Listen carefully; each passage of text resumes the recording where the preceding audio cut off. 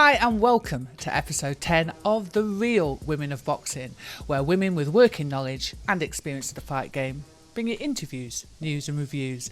My name is Jacqui-Lee Pryce and my co-host today is Katharina Thanderz. How you doing? You all right? I'm doing good. What about you? I'm good. Good. Thanks for joining us on a Sunday evening. How's life been treating you?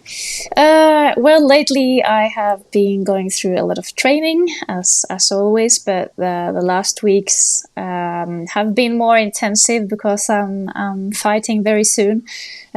So yeah, been training in the morning, in the afternoon, and now it's only 1 week away. So here's the latest news. The IBA Women's World Amateur Championships begins tomorrow.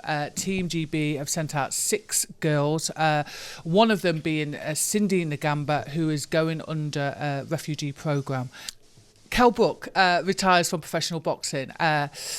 It was an amazing fight with Mir Khan. You know, he finished his career in Star, but he's decided to hang up his gloves. Fight announcement this week that Daniel Dubois will face Trevor Bryan in the WBA regular world heavyweight title on June the 11th. And Canelo was in talks about fighting Usyk at 201 pounds. So moving on, let's talk about female fights at the weekend. So unfortunately, I wasn't able to get them here in the UK. But Sophie Alisch versus Eva Cantus for the featherweight contest. Tell me about the fight, because you got a chance to watch it. Yeah, I got a chance to see it, just a couple of hours ago. And, I think she has great talent. But I do think that she got like a quite difficult opponent this time. So I absolutely think she won on points, and that's really good. But yeah, she had to fight for it. But that's good, because I think she's been built up as a real talent, and she did turn over at 17. I think she's now 20. So it would be good for her to get a little bit more, or to get a few more fights under her belt. Would you not agree? Yeah, absolutely. And I do think they're doing a good job with her, because they don't really need to rush, because she's very young. So she's able to get that experience little by little. And also she's getting, opponents that are more and more difficult for each time. Nice. I also think that she didn't fight for a long time, and now she's done like 2 fights quite close to each other, and it's normal when we haven't been in the ring for a long time. You get this ring rust, don't you? So I think she will keep on gaining experience, and I really want to see her in her next fights, because I think she's going to get better and better. I totally agree. I think also that there is a tendency sometimes to rush the girls to get to these world title status. For me, if the opportunity arises, okay. But I think it's nice also to see people developing. And from what I'm seeing, and she's just been signed by 258 management, so I think they're gonna, make her, build her to this superstar status. Yes, I think so too. Yes, and I also think that every case is different. It depends on if you had a really long amateur career, maybe you can take those chances before. But I don't think that's her case. I think she had a quite short amateur career, so I think they're doing well. I think they're going step by step and making it a bit more difficult for each time. Yeah. So then moving on to Christina Hammer versus Louisa Davidova for the super middleweight contest. Talk to me about that, because again, I wasn't able to see it. Just to let people tuning in know, they're both Wasserman fighters, but unfortunately it wasn't put on the Wasserman YouTube channel. I'm guessing you'll be able to catch that in a couple of days. Yeah, maybe. Yeah. Well, I think Christina Hammer is a really good fighter. She has the reach, she has the physique, so she's very nice to watch. She also had a quite brave opponent, if I can call it like that. So she really tried to like brawl in, and she made it. She didn't make the fight seem that beautiful, but I think Christina Hammer was able to do her job with the jab, and it was a lot of holding in the fight. But sometimes when you have a very aggressive fighter just in front of you, it's not always that easy to jab and move, and I think also the ring was quite small, so she had to hold her quite many times when she was not able to move as she wanted to move. But then she had some great moments, with her long arms and keeping her far away. So I think she did very well. Yeah. Really and truly, I think it doesn't really matter sometimes, does it, whether... Listen, we all want to look great in the ring, I'm sure, make it look pretty, but it just needs must. You just got to do what you got to do to get the win, haven't you? Exactly, yeah. I had my trainer says that to me a lot of times. It's good that you want to be technical. It's good that you want to make things seem nice, but sometimes you actually have to just forget about technique and just show that you want it. So, yeah. Wise words. And wasn't there some sort of spectacle as she went into the ring, Christina Hammer? Didn't she have dancing girls? I did see that on social media. I also saw that on social media. I didn't see it when I was watching the fight because I had to watch it really quick. Yeah. So I didn't see it when I saw the fight, but I saw it on social media and it was quite fun. Yeah. It's great to get to see these girls, finally getting more of a chance. And then what I mean by that is obviously now the doors are opening, more eyes on the sport. And so, they're getting much more opportunity, not just in the ring, but outside the ring as well. Yeah, absolutely. I think it's growing and growing, and that's really good for all of us. And I think I always say that, I think there are certain fights that are really good for female boxing, especially when we see very equal fights, a great example is the fight that we saw against Katie Taylor and Amanda Serrano. That's, those kind of fights are really good for female boxing, absolutely, because, there I really think that we can talk about boxing. Doesn't matter if it's female or male or whatever, but I think they put on a great performance, both of them, and yeah. Well, you could see in the comments that, and I'm not saying we should look to men for approval, but when you do get men going, that was a cracking fight. Yeah. Do you know what I mean? That's a great feeling, actually. I have to admit that. Yeah, let's not pretend.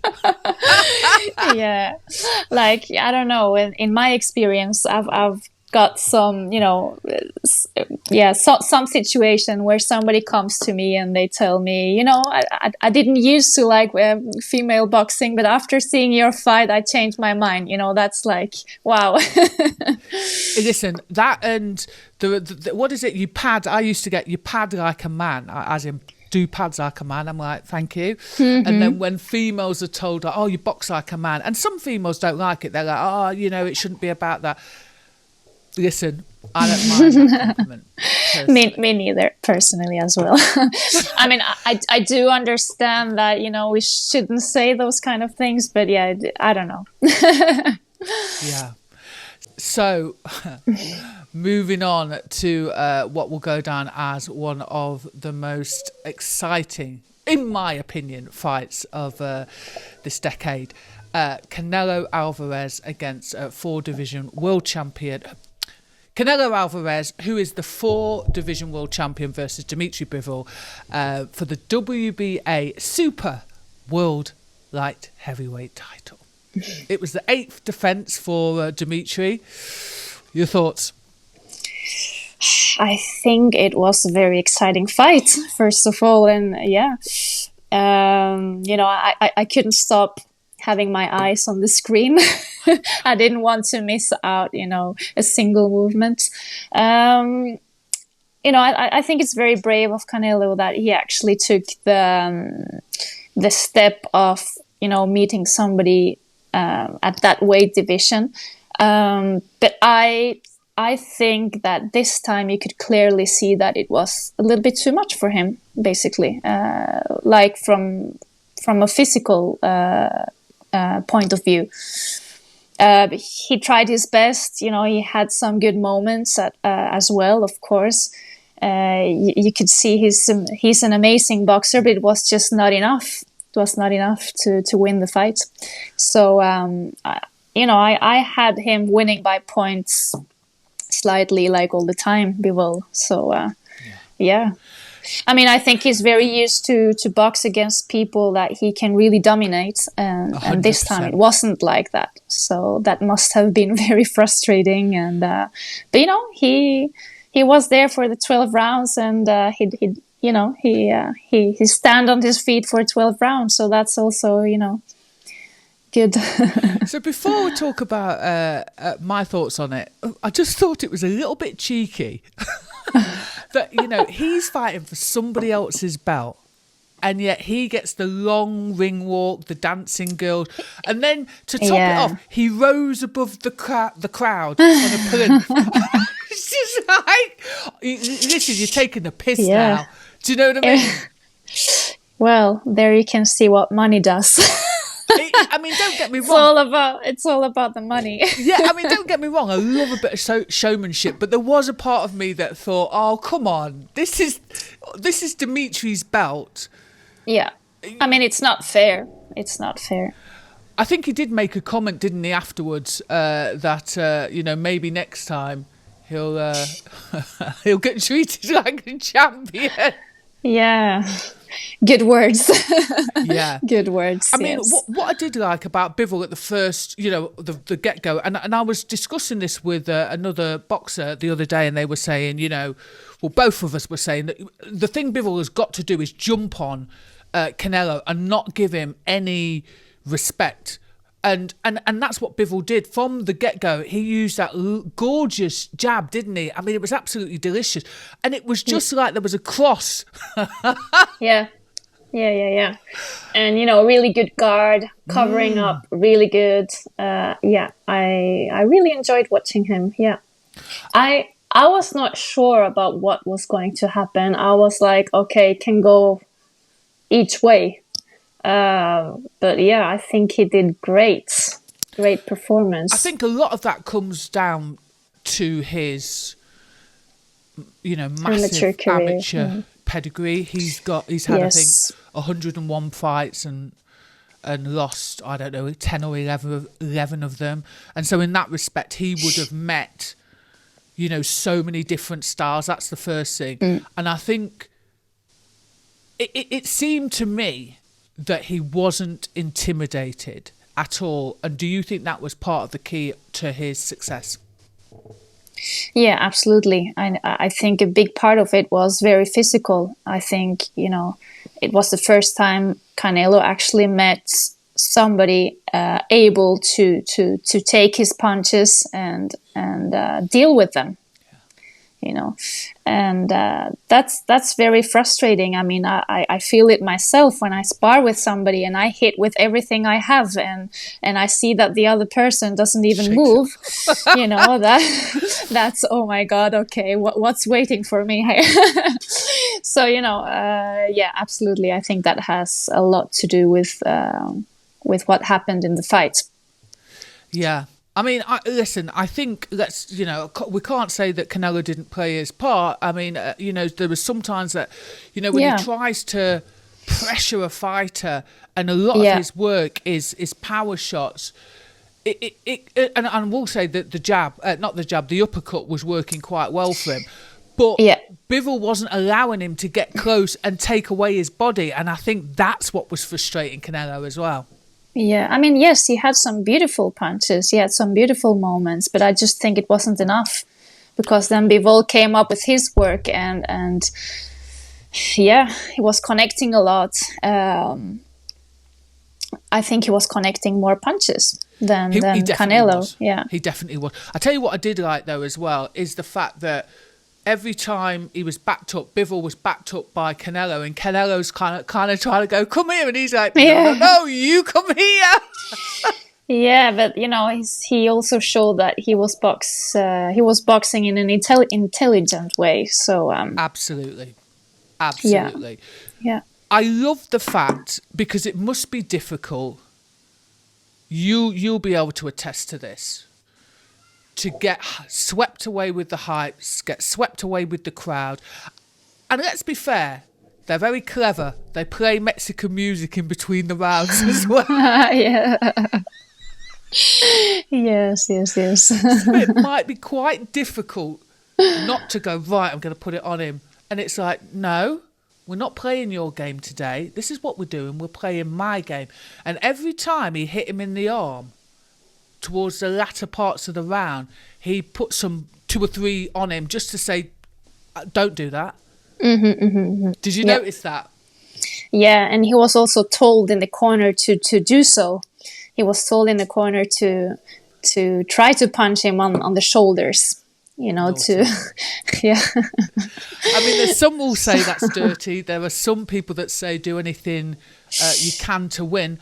I just think that's a part of professional boxing. I don't find it especially dirty to punch on the arms, and another thing is to punch behind the head and that kind of parts of the body. But to the arms, that's I think it's a good way to open the guard of your opponent, to make him tired when the rounds goes by.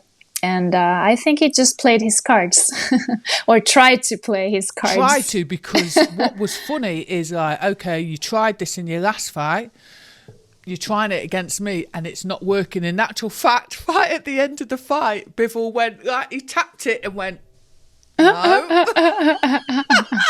So I thought there was some beautiful moments of mind games. And what about the scorecards, 115, 113 on all cards for Bivol? I mean, I was actually scoring the fight until round 10, I think, and then I had it 97, 93, so I thought it was too close.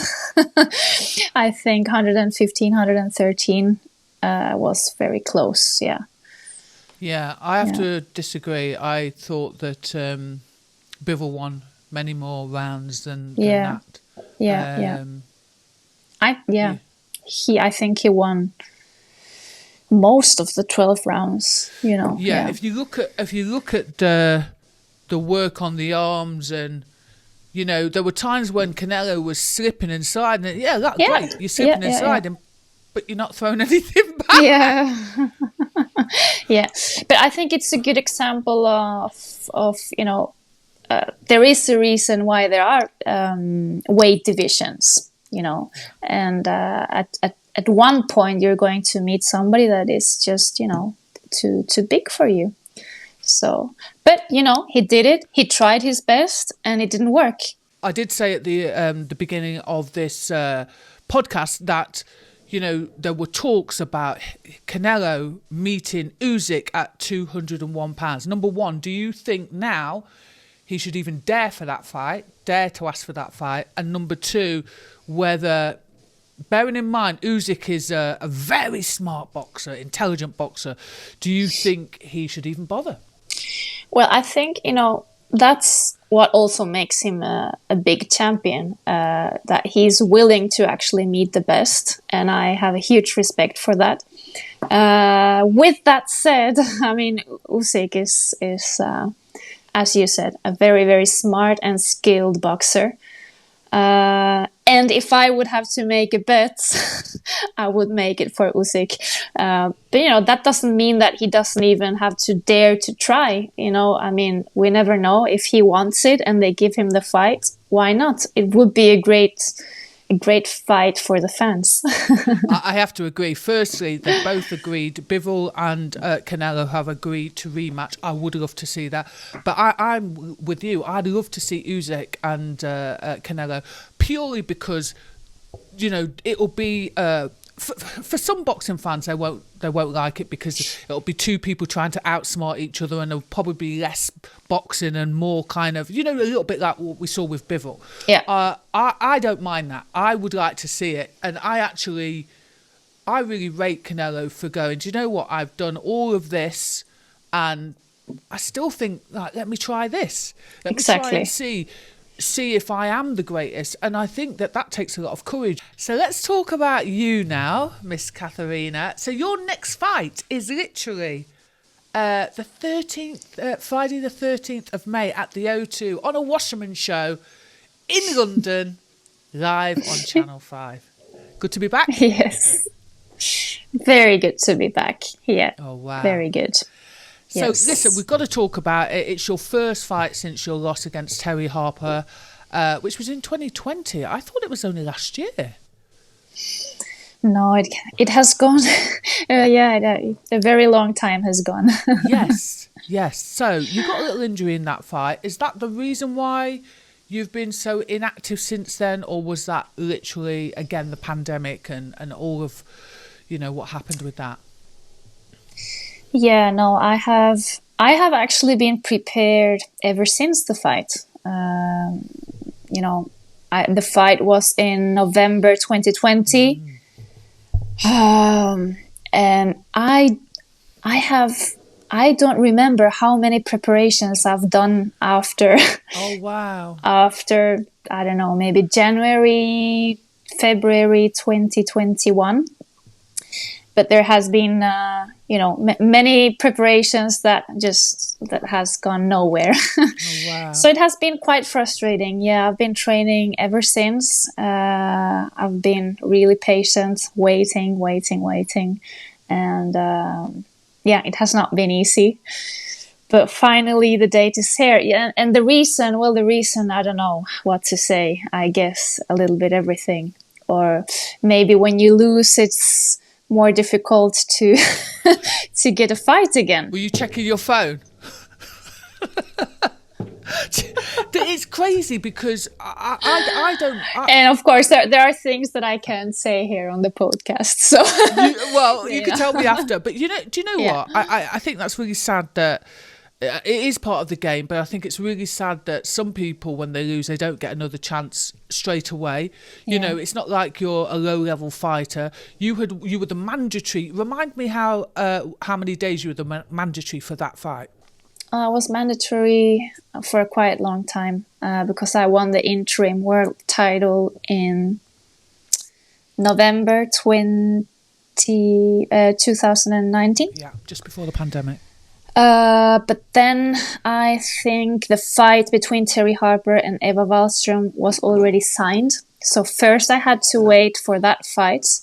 And after that fight, I became the mandatory. But then the British television wanted to have two British fighters on the television. So that's when we saw Terry Harper against Natasha Jonas. So I had to wait for that fight. And then I got my opportunity after the pandemic. I think the positive to come out of it, I always try and like to see a positive. The positive to come out of it is you've not been bashed around, you haven't taken much punishment over your career, and so therefore you can go on for longer. However, I guess it's incredibly frustrating. But now, on the positive, you're now being promoted by Wasserman, and I'm assuming that they're, going to put more eyes on you, and you're actually on terrestrial television on Friday, which I think is brilliant. Yeah, I have had a contract with Wasserman since 2019, so they have been my promoters for all these years. Yeah. But I also hope that, that I'm getting into a new chapter now and that I can be more active and get more fights. So, I'm looking forward for that. I try to leave all this year behind me and just look at the positive side and think that I did do a lot of training. I kept myself active in the gym all the time. And even if it's not the same as fighting, it's not like I had, vacations of 1 year. So I feel ready. Yeah, I feel ready. I have more nerves. I'm more nervous because it's, a long time outside the ring. But I also know that when I hear the bell, I will do a good performance, or try to do a good performance. Your body will recognize that bell. Yes. I mean, does it affect you, physically and mentally, having those long periods? You've got the momentum going. You think, great, my career's finally going to pick up, and then the stop, start. Yeah, it has been very difficult, very, very difficult. And I have had, certain months where I really had to, how do you say it in English? I push myself to the gym and just say, even if I'm feeling like shit, I have to train, every single day, and just try to keep on being strong. But yeah, it has been at some points, it has been devastating not to get the opportunity to come back. So both physically and mentally, yes, of course, because I think that when you're not feeling very well, it also, you can feel it on your body as well. When you're training, it's a bit more difficult to give, your 100%, because the mental part is not where it should be. But I think that's one of my strong sides. I think I'm quite strong mentally, and I've made it so far. So I'm really happy that I didn't throw away the towel, that Were there moments though when you did feel like throwing in the towel? Yes, of course you think about it, it comes to your mind at certain points, because in my case I was training so hard, and sometimes it was like, why am I doing this? And not only that, but in the gym, I had all my colleagues, even, my amateur colleagues, fighting all the time. I was watching, how everybody was fighting, and I never got a fight myself. So it's always that made it even more difficult, I think. Because it makes you think like, am I really the only one that doesn't get the chance to fight?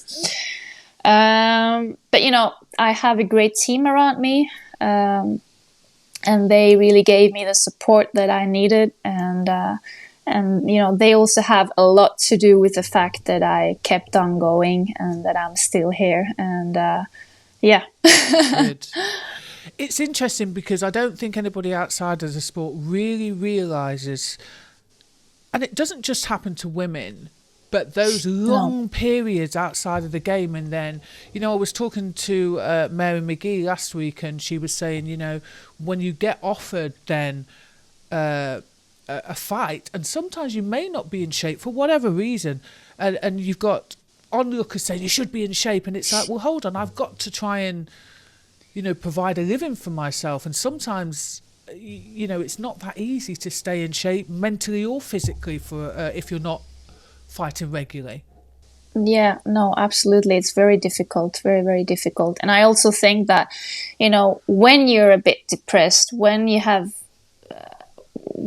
like a bad mood, it's also easier to maybe eat more, to find that joy with the food. I think that happens also a lot with women. Absolutely. That it is a bit more difficult to keep the weight, and also when you don't get fights, it's even worse, I think, because when you're active, you kind of, in a very natural way, you're able to keep your weight in a very different way than when you're 1 year away from the ring. And especially for women, I think it's even worse for women, because, we have completely different bodies, different hormones, everything. And I think it's easy to gain a lot of weight. And I also went through that. And I think I recovered my shape like the last months. I was weighing maybe 3-4 kilos more than I was weighing usually, in other moments of my life. And that's also difficult for your mind because you watch yourself. You start panicking then, don't you? Yeah, you start panicking and you watch yourself in the mirror and you see like another person. So I think we go through a lot of things that we don't talk about many times. But, you know, I talk with many other female fighters and they all have the same issues, you know.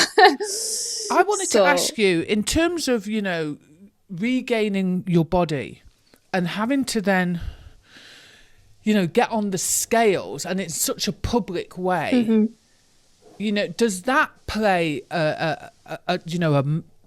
does that play a part in the whole process of getting ready for a fight? I must be ready, I must be in shape because all eyes are going to be on me and I'm going to be in a bikini stroke, whatever. Yes. Sorry. You know, for me, it was a problem to even get on the scales, you know, in my house. So maybe even if this sounds as a cliche, you know, I think everything starts with just accepting your body and loving it. You know, it doesn't matter how it looks. And for me, it was like, you know, I'm going to give my 100% in training, even if I'm weighing 68 or 71 kilos. And when you see that your body actually works weighing more, and you start accepting it, then I think it's also easier to try to control yourself. And at one point, of course, I had to start weighing myself each day, every day. And it was hard in the start, but you know, now I can do it without any kind of problem. You know, I weigh myself every day. I write it down. I write down what I eat, and I do it in a way that I feel it's not a problem for me. But I think the problems with the weight and the weighing comes after the fights. So, what do you mean by that? Well, for me, this time, it has been a lot easier because I'm going to fight in a weight that is a more natural weight for me. But before, I was fighting in super featherweight and I was weighing more or less the same that I'm weighing today. So what that means that I had to lose a lot of weight. So after the weigh-in and after the fight, you know, you just thought about food and eating a lot. Yeah. And I see that happening a lot. And, you know, then you regain a lot of weight and you even gain even more, I think. You do. So it's not treating the body very well. So I think it's very important to choose a right weight division, you know. So I definitely think that the weight that I'm going to fight at now is, you know, it's more healthy for my body.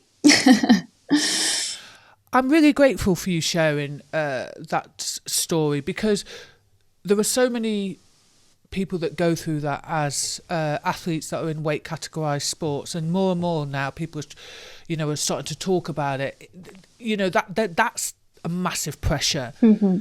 You know, no one wants to think about food, but you've got to think about food in a really unnatural way, as in, for example, you have to write down, you have to weigh in on, you know, daily, and that's something that most normal people don't have to do. And so all of a sudden the focus is on food. How much food? How many calories? What size? Oh my God, you can't drink or eat that. Do you know what I'm saying? It will drive a person crazy. Yeah, yes. And I get more worried when I see that in younger athletes. I do get worried because, you know, I have an age now that I think that, you know, I can think a lot for myself. I have a lot of experience, you know, I've learned a lot with the years, but when I see young girls, 20-year-old girls, that maybe you even hear the trainer saying, no, but she can go one weight more down, you know, I get worried because it's like, no, no. Yeah, I mean, I have to say, I remember a couple of years ago, there was somebody going into a championship and she was one of these girls that really ate clean 99.9% of the time. and they were telling her to go into a weight category. And she was a grown woman, to be fair, should have spoken up for herself, I have to say. And she listened to them. And I was like, well, where's the weight going to come off? Are you going to break her arm off? I don't know, shave her hair? I mean, it was so ridiculous. Anyway, of course, she was weak. And of course, she got beat. Yes, of course. Yeah. And then she has a problem with herself, saying, well, maybe she wasn't disciplined enough or not. And I'm like, no, that's, you were doing your part. It's just that, oh, by the way, she was 5'10" or 11, trying to fit into a weight category that she had no business trying to fit into. But yeah, there's a lot of pressure from all sides. And I think that when the keyboard warriors make themselves busy, they're probably not aware, some of them, and some of them probably don't care, about what kind of things you guys go through. Yeah, it's a huge part of this sport, I think, especially in the professional game. And I agree with you. I mean, there's a lot of people that don't talk about it, but I think it's a huge part of professional boxing. The weight cuts, the strive of trying to get as low as possible all the time. And women already have a huge social pressure on them. So if you're also in this sport having to suit in a weight division, it can really get worse. I think it's getting the same for men in some respects because of, the emergence of social media. Now you guys have got, the added pressure of having to post photos all the time. I mean, for me personally, I don't know why anyone would want to do it every day, day in, day out. However, I understand that it's a business. But then again, there's that extra anxiety creeping in. I've got to post a photo of myself. I've got to look thin. I've got to look, sexy. Especially because of the sponsors sometimes, And, in that sense, I have to say that I have been lucky the year that I've been out of the ring, because I did have a main sponsor that made it possible that I could actually keep on training and keep being ready for my next fight. And, they've stayed by myself, as they have stayed by my side, even if I didn't get fights. And sorry, who are they, so you can give them a shout out? Betzone. Betzone. Nice one, Betzone. Carry on. Sorry. So of course you need to post things on the social media, even if you don't want to, but many times you have to do it for the sponsors and to be visible and to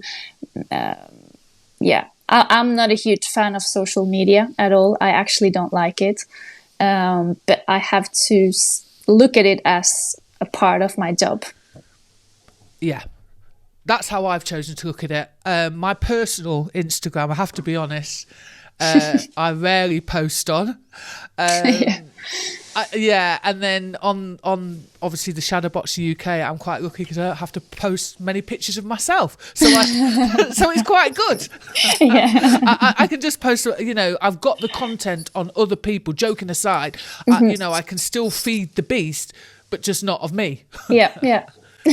So coming up later this week, May 13th, we have your fight in London live on Channel 4 against Teresa. We have Hannah Rankin versus Alejandra Ayala. That's for the WBA and IBO Super Welterweight title. And that's on Fight Zone, I think. Mary Romero versus Maria Cecchi. Please God, I've got that right. And that's for the EBU European Female Super Bantamweight title. And that's in Milan. Gosh, loads of women fights. Cannot wait.